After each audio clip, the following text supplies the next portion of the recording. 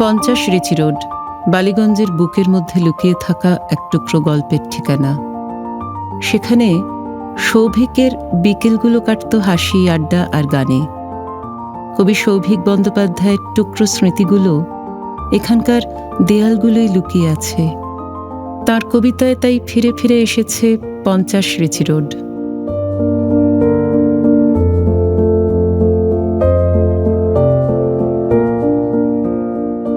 পঞ্চাশ রিচি রোড আবার ফিরে এলো কবিতায়।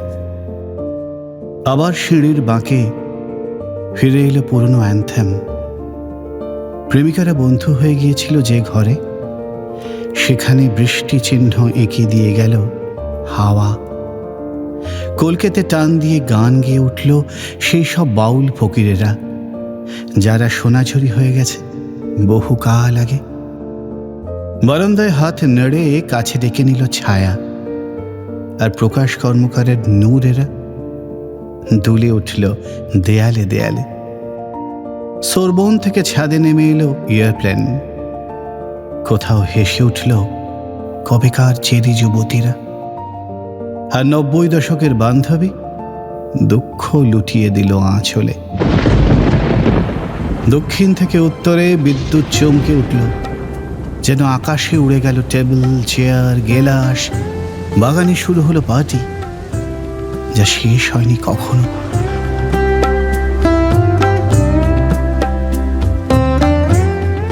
পঞ্চাশ রিচি রোডে দেখা হলো সেই সব গাছেদের সঙ্গে। সাম্রাজ্যবাদ নিপাত যাক বলে যারা মাল্টিপ্লেক্স হয়ে গিয়েছিল একদিন, চিঠি দেবে বলে দোতলার গেস্ট রুমে মিলিয়ে গেল মেঘ। আর আমরা কে জানে কোথা থেকে ফিরে এলাম ঘর, বারান্দা, কার্নিশে, ছাদে। অন্ধকার ছায়াপথে মাথার মধ্যে জ্বলে উঠল সাদা বাড়ি।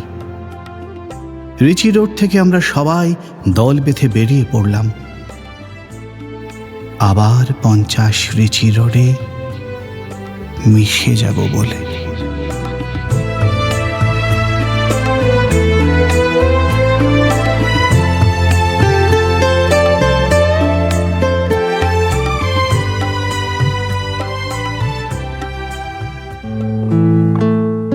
এই বাড়ি ছিল সৌভিকের কয়েক দশকের যৌথ খামার, যার ভেতরে এবং বারান্দায় সৌভিকের স্মৃতিরা আজও অশরীরী অস্তিত্ব জাহির করতে চায়। এই কবিতাটির নাম 50 রিচি রোড প্রথম অন্তর্ভুক্ত হয় কবির প্রথম বই আমরা অনেক কিছু ভুল জানির পাতায়।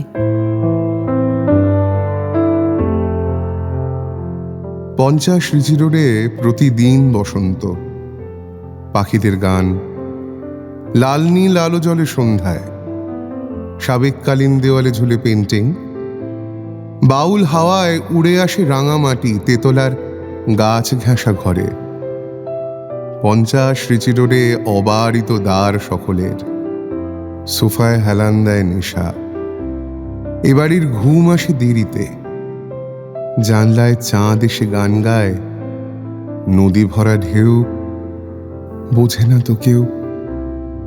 50 রিচি রোডে দোতলায় স্মৃতি ভাসে নীল রঙা পর্দায়, বৃষ্টির অবৈধ দুপুরের।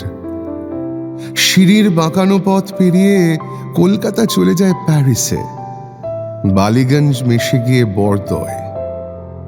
গানে গানে আনমনে এখানে মিলে যায় চার চোখ গোপনে।